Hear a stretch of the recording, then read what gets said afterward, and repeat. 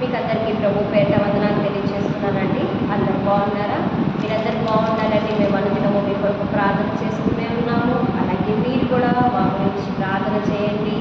మరి దేశాల కొరకు, మరి దేశాన్ని కాపాడబడటానికి, దేశంలో ఉంటున్న ప్రజలందరూ కూడా దేవుడు తెలుసుకోవడానికి కదండి. మరి క్రైస్తవుల్ని ఎంతోమంది ఇబ్బంది పెడుతున్నారు, అలాగే చర్చికి కూడా పడగొడుతున్నారు. మరి వీటన్నిటి గురించి కూడా మీ ప్రార్థనలో జ్ఞాపకం చేసుకోండి. అదేవిధంగా మరి ప్రతిదినము దేవుడు మరి ఒక వాగ్దానాన్ని మనకు అనుగ్రహిస్తున్నాడు. వాగ్దానాలు మనము విని మరి దాని ద్వారా ఇంకా దేవుళ్ళు ముందుకు కొనసాగుతారని మేము ఎంతో ఆశిస్తున్నాము. అదేవిధంగా మరి దేవుడు ఈరోజు కూడా ఎట్టి వాగ్దానాన్ని మనకు అనుగ్రహించాడు. ఒకసారి ధ్యానం చేసుకుందామా? మీకా గ్రంథము 7వ అధ్యాయము 7వ వచనంలో చూసినట్లయితే కనుక, మీకా గ్రంథము 7వ అధ్యాయము 7వ వచనంలో, యెహోవా కొరకు నేను ఎదురు చూచెదను, రక్షణకర్తయ్యకు నా దేవుని కొరకు నేను కనిపెట్టి ఉండును, నా దేవుడు నా ప్రార్థన ఆలకించు. కదండి, యెహోవా కొరకు నేను ఎదురు చూచెదను.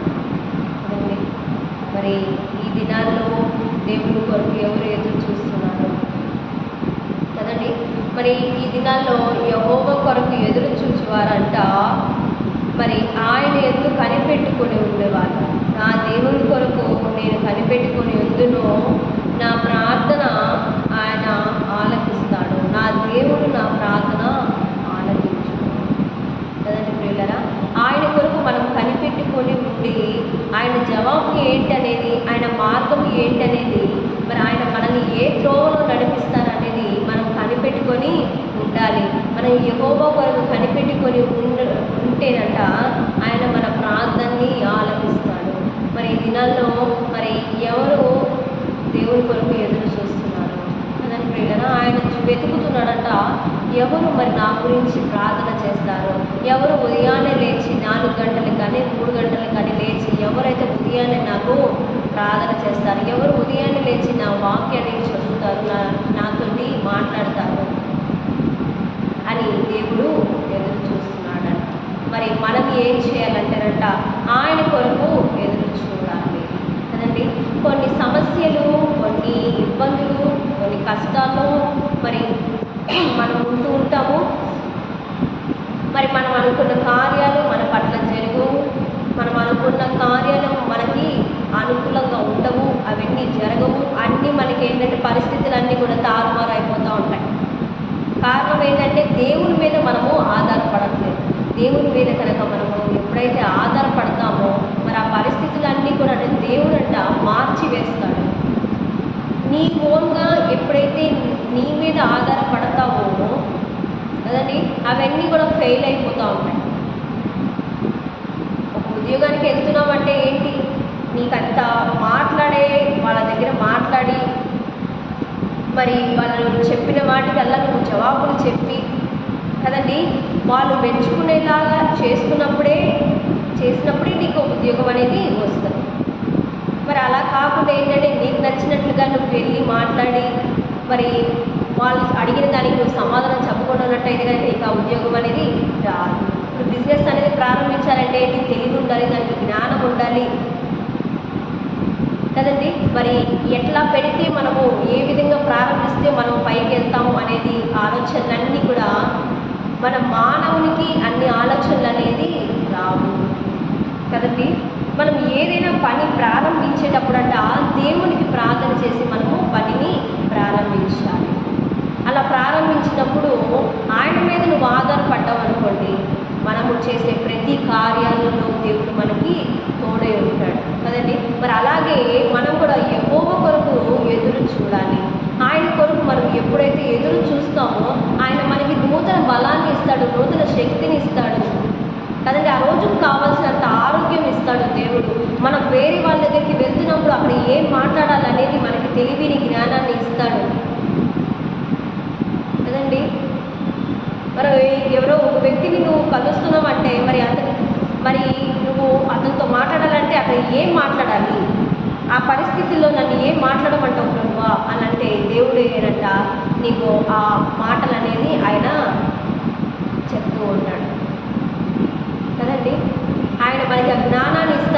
ఆయన మనకి జ్ఞానం ఇస్తేనే కదా మనము ముందుకు కొనసాగుతున్నాము. అనేక మంది అనుకుంటారు, మా జ్ఞానం ద్వారానే మేము ఇది గెలిచాము, నా తెలివి ఉపయోగించాను, నా ట్రిక్స్ అనేది నేను ఉపయోగించాను, నా వివేకం ఇది, నా జ్ఞానము, నాకు ఇంత బలం ఉంది, అంత బలం ఉంది అంటుంటారు కదండి. మరి ఒక పెద్ద తుఫాన్ వచ్చిందనుకోండి, మరి వాళ్ళ బలమంతా ఏమైపోతుంది? అట్లాగే ఒక పెద్ద సునామీ అనేది వచ్చిందనుకోండి, మరి ఎవరైనా నిలవగలుగుతారా? అంతెందుకంటే మన కరోనానే వచ్చింది, మరి బౌన్సర్స్ కానీ, జిమ్ చేసేవాళ్ళు కానీ, మరి ఎక్సర్సైజులు చేసేవాళ్ళు కానీ, ఎంతో బలంగా ఉండేవాళ్ళు కానీ కదండి, ఎంతో మరి ధనవంతులు కానీ అందరూ కరోనాలో చాలామంది మరణించాల్సి వచ్చింది. కారణం ఏంటి? మన బలము కాదు, మన శక్తి కాదు.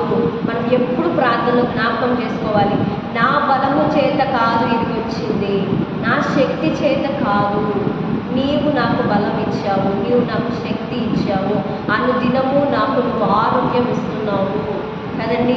మరి మనం బయటికి వెళ్ళి ఇంటికి వస్తున్నామంటే ఏంటి? నీవు నడుపుకుంటూ వెళ్ళావా వాహనాన్ని? కాదు, దేవుడు మనకి తోడై ఉన్నాడు కాబట్టి నీవు క్షేమంగా ఇంటికి రాగలిగావు కదండి పిల్లరా.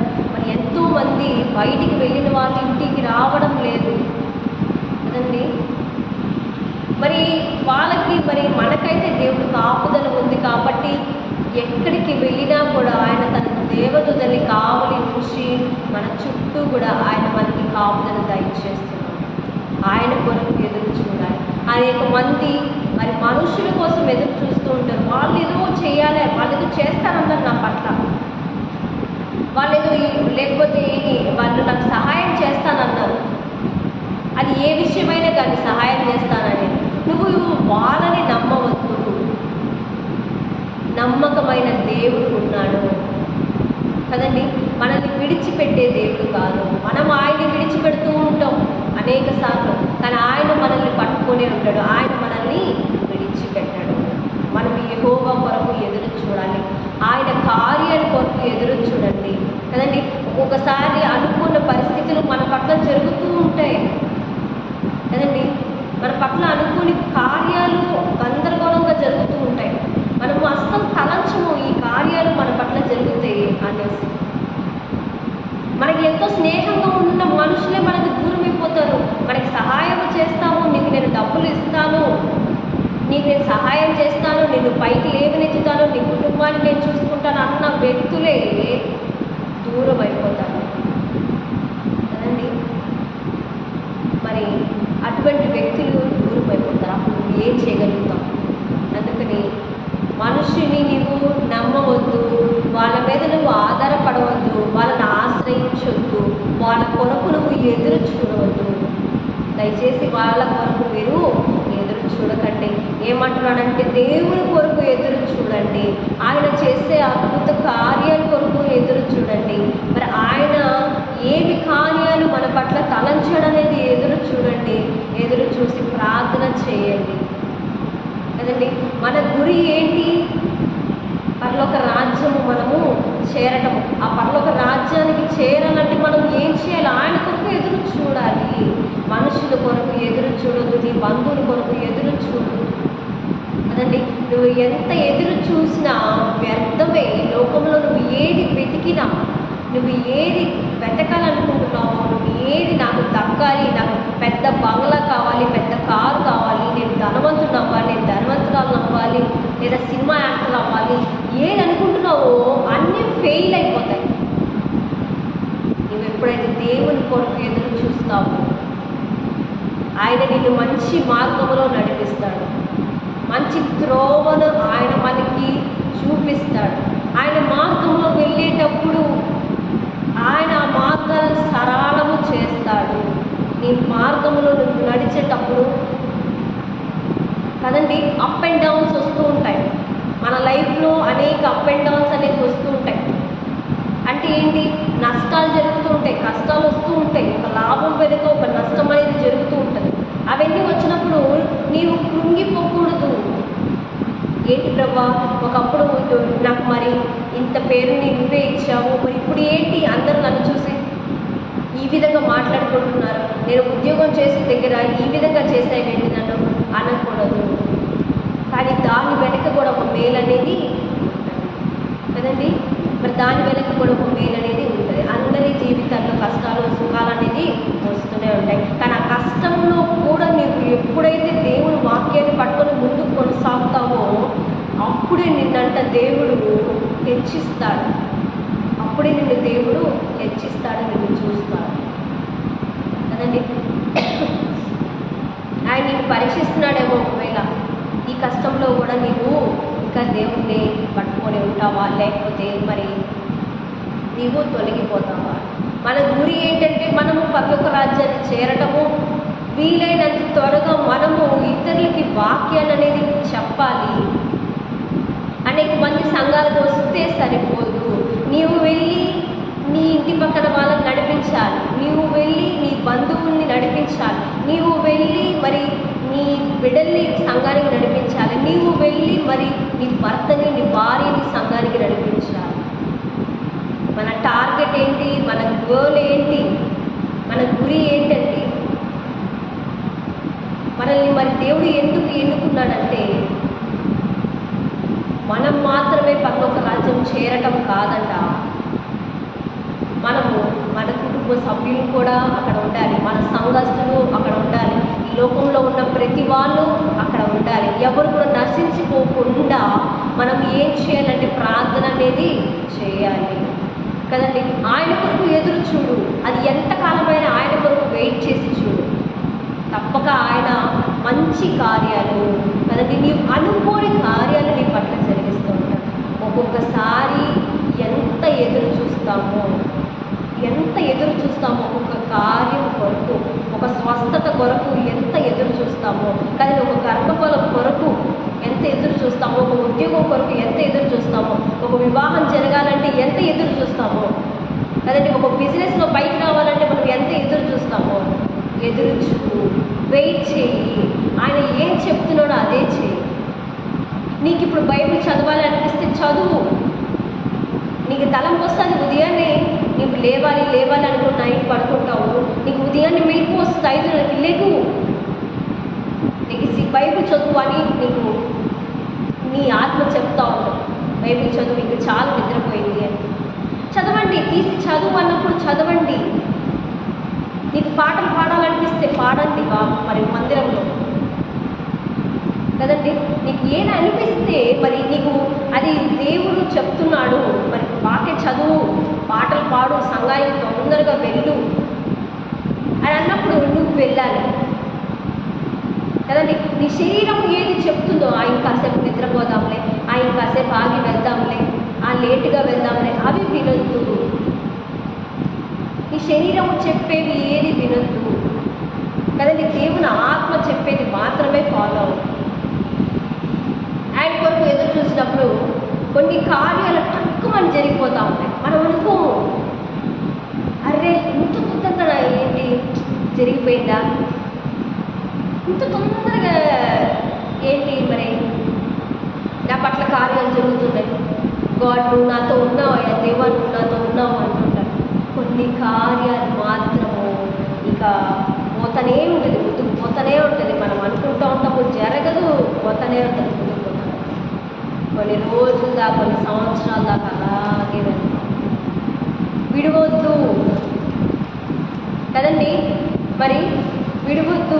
దావీదు కుమారుడా నన్ను రక్షించు అని కేకలు వేశాడంట కదండి. మరి కొన్ని సంవత్సరాలుగా ఆ రోగంతో బాధపడుతున్నాడు, ఆయన విడిచిపెట్టాడు, ఆయన్ని విడిచిపెట్టేది. కానీ ఖచ్చితంగా ఆయన వల్ల స్వస్థత అనేది నాకు వస్తుందని ఆయన గ్రహించాడు. ఆయన విశ్వాసము, ఆయన నమ్మకము ఆయన మీద పెట్టుకున్నాడు కాబట్టి, విశ్వసించాడు కాబట్టి మరి దావీదు కుమారుడు నన్ను రక్షించినప్పుడు ఆయన దేవుడు ఆ వ్యక్తిని రక్షించాడు. అలాగే నీవు కూడా అంతే, యెహోవా కొరకు ఎదురు చూడాలి. ముఖ్యంగా ఏం చేయాలి, దేవుని కొరకు మనము ఎదురు చూడాలి. దేవుని కొరకు నువ్వు ఎప్పుడైతే ఎదురు చూచి వెతకండి, దేవుణ్ణి వాక్యం ద్వారా వెతకండి, ప్రార్థన ద్వారా వెతకండి, ఆయన స్వరము వినాలని వెతకండి, వాక్యంలో వెతకండి, ఆయన ఏం మాట్లాడుతున్నాడు అనేది వెతకండి, ప్రార్థనలో మాట్లాడండి ఆయనతోటి. నువ్వు నాతో మాట్లాడితేనే ప్రభువా, నువ్వు నాతో మాట్లాడాల్సిందే. అనేక మందితో నువ్వు మాట్లాడావు, నాతో ఎందుకు నువ్వు మాట్లాడట్లేదు, నువ్వు మాట్లాడాల్సిందే అని ప్రార్థన చేయి. దేవుడు ఆ రోజు నీతో మాట్లాడతాడు. నువ్వు వెతుకు, ఫస్ట్ నువ్వు వెతుకు. ఆయన నీకు సమీపంగా ఉన్నాడు, ఆయన నీకు దగ్గరగా ఉన్నాడు. నీకు సహాయం చేయడానికి, నీ కుటుంబాన్ని పైకి లేవనెత్తడానికి, నిన్ను గణపరచడానికి, హెచ్చించడానికి, ఈ అన్నిల మధ్యలో నువ్వు ఉంటున్నావు అంటే అది దేవుని కృప. నేను ఆయన హెచ్చించడానికి, గణపరచడానికి ఆయన సిద్ధంగా ఉన్నాడు, నీకు నియర్గా ఉన్నాడు, ఆయన సమీపంగా ఉన్నాడు. నీవు వెతుకు. బైబిల్ ఓపెన్ చేసి చదవండి, అండర్లైన్ చేసుకోండి. ఆయన ఏం మాట్లాడుతున్నాడో మనకుంటే అండర్లైన్ చేసుకోండి. నేను మొదటిగా వెతకండి, ఆయన కొరకు ఎదురు చూచి ప్రార్థన చేసినప్పుడు అంట ఆయన మన ప్రార్థనని ఆలకించే దేవుడుగా ఉంటున్నాడు. కాబట్టి దేవుని బిడ్డలారా, మనం యెహోవా కొరకు ఎదురు చూద్దాము. ప్రతి దినము ఆయన వాక్యం కొరకు కనిపెట్టుకొని ఉందాము. ఆయన ఏం చెప్తున్నాడో మనం అదే. కాబట్టి ఈ కొద్ది మాటలు దేవుడు దీవించి ఆశీర్వాదించుగాక. ఆమె ప్రార్థన చేసుకుందామండి. అందరూ తలలు వచ్చి కళ్ళు మూసుకున్నట్లయితే ప్రార్థన చేసుకుందాము. స్తోత్రము స్తోత్రము స్తోత్రము స్తోత్రము స్తుతి స్తుతి స్తుతి స్తుతి పరిశుద్ధ పరిశుద్ధ పరిశుద్ధ ప్రేమ కృప నమ్మకం గల మా తండ్రి దేవా నాయన, ఎందుకు పనికిరాని నన్ను వాడుతున్న విధానాన్ని బట్టి నీకే స్తుతులయ్యా, నీకే స్తోత్రాలు. దేవా, విన్న వాక్యాన్ని మన హృదయాల్లో నాటిక చేయండి. ఎంతమంది అయితే వింటున్నారో దేవా నాయన, మరి ఎక్కువ మంది వినేలాగా దేవుడు సహాయం చేయమని అంటున్నాం తండ్రి. దేవా నాయన, మరి నీ కొరకు ఎదురు చూడమంటున్నావు. అది ఎంత కాలమైనా సరే నీ కొరకు ఎదురు చూచినప్పుడు ఇవన్నీ మాకు నేనే దయచేస్తావయ్యా. మా ప్రార్థన నేను ఆలకించే దేవుడు తండ్రి, ఖచ్చితంగా నేను జవాబిచ్చే దేవుడవయ్యా. వాళ్ళ రాకపోకలేదు నేను కాపుదల దయచేయండి. వీళ్ళందరి పట్ల నేను కార్యాలను ఎదురు జరిగించుకొని నా చెడైన యేసు నామములో అడిగి వేడుకుంటున్నాం పరమ తండ్రి. అందరికీ ప్రభు పేట వదనాలండి.